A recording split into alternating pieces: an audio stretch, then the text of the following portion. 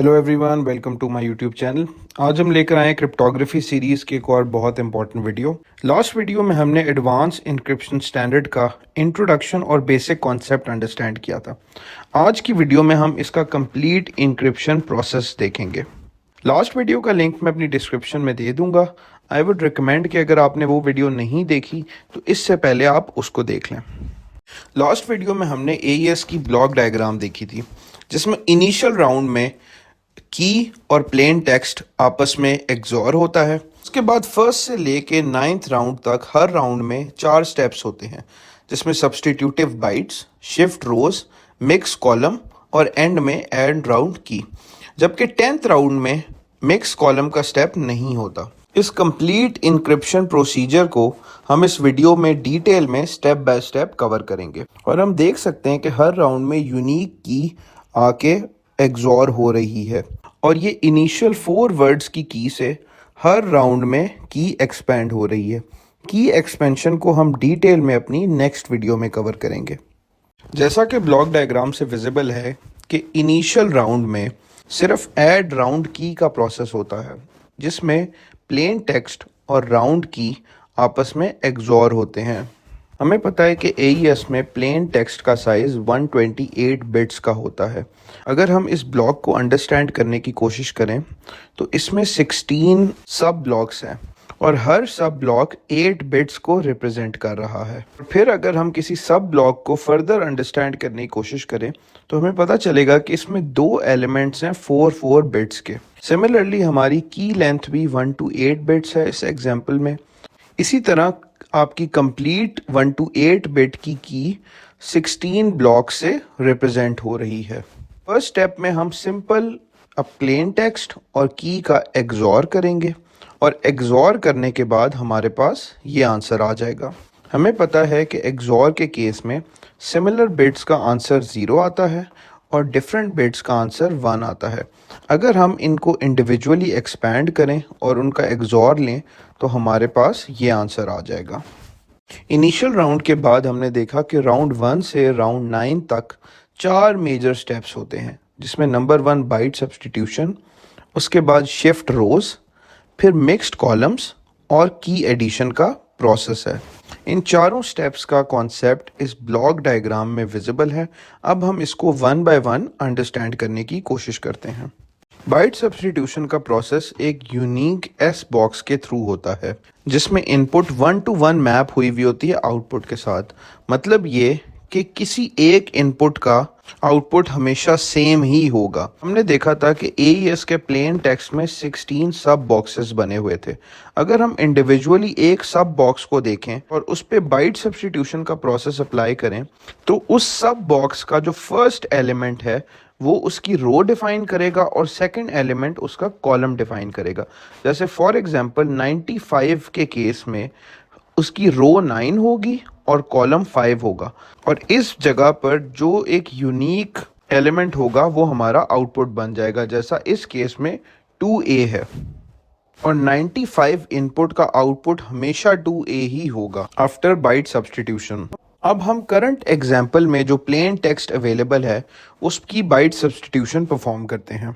इस डायग्राम में आप देख सकते हैं कि किस तरह से हमने हर इंडिविजुअल सब ब्लॉक को रिप्लेस किया। जैसे हम पहली एग्जाम्पल लेते हैं 19 की, तो फर्स्ट रो और 9th कॉलम में हमारे पास आउटपुट D4 है।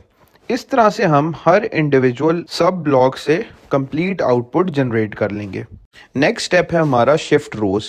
बाइट सब्स्टिट्यूशन के बाद जो हमारे पास आउटपुट जनरेट होगा उसमें हम रोज की सर्कुलर शिफ्टिंग करेंगे। फर्स्ट रो में हम 0 बाइट की शिफ्टिंग करेंगे, सेकेंड रो में 1 बाइट की शिफ्टिंग है। मतलब चारों इंडिविजुअल ब्लॉक एक एक बाइट लेफ्ट शिफ्ट होंगे। इस एग्जाम्पल में हम देखते हैं 27 एंड पे चला गया है और बाकी तीनों बाइट्स एक एक लेफ्ट शिफ्ट हो गए हैं।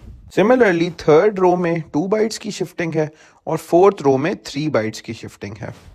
इसके बाद एईएस इनक्रिप्शन का सबसे कॉम्प्लिकेटेड प्रोसेस आता है, जिसे हम मिक्स कॉलम कहते हैं। शिफ्ट रोज करने के बाद जो हमारा आउटपुट जनरेट होता है उसको हम एक प्री डेजिग्नेटेड मैट्रिक्स जो इसमें मेंशन्ड है उसके साथ मल्टीप्लाई करते हैं। कंप्लीट मैट्रिक्स हर इंडिविजुअल कॉलम के साथ मल्टीप्लाई होता है और उससे जो आउटपुट जनरेट होता है वो इस सब फेज का आउटपुट होता है। अब हम देखते हैं कि मैट्रिक्स मल्टीप्लिकेशन होती कैसे है।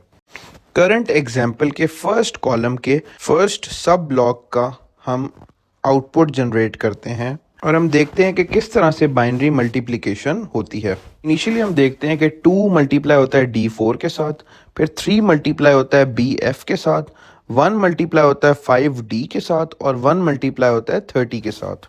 उसके बाद हम इन चारों को बाइनरी में कन्वर्ट कर लेते हैं। बाइनरी को हम ईज ऑफ मल्टीप्लिकेशन के लिए पॉलिनोमियल में कन्वर्ट कर लेते हैं।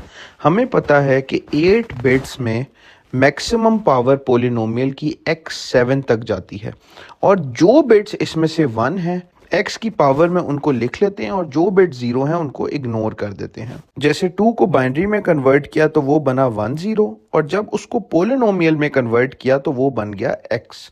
सिमिलरली D4 को जब बाइनरी में कन्वर्ट किया तो वो बन गया 1101 0100 और जब हमने इसको पॉलिनोमियल में कन्वर्ट किया तो हम देख सकते हैं कि ये x7 plus x6 plus x4 plus x square बना।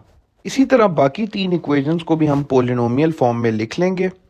पॉलिनोमियल फॉर्म में लिखने के बाद हमारा जो आउटपुट जनरेट होगा उसको हम एक्सॉर करेंगे। हमें पता है कि एक्सॉर के केस में सिमिलर बिट्स का आउटपुट 0 आता है और डिफरेंट बिट्स का आउटपुट 1 आता है। तो हम देख सकते हैं कि हमारे पास 2x8 हैं तो ये आपस में कट जाएंगे, 2x7 है ये आपस में कट जाएंगे। सिमिलरली इस कटिंग के बाद हमारे पास वाहिद आउटपुट जो आएगा वो x स्क्वायर होगा। इस x स्क्वायर को हम दोबारा बाइनरी में कन्वर्ट करेंगे तो हमारा आउटपुट 04 आ जाएगा। अगर इस बाइनरी मल्टीप्लिकेशन के बाद आपका पॉलिनोमियल x8 की पावर तक जा रहा हो तो उसको फिर हमने रिड्यूस भी करना होगा रिड्यूसिबल पॉलिनोमियल से। इस तरह से सारे कॉलम्स को आपस में मल्टीप्लाई करने के बाद राउंड के इस फेज का आउटपुट जनरेट हो जाएगा।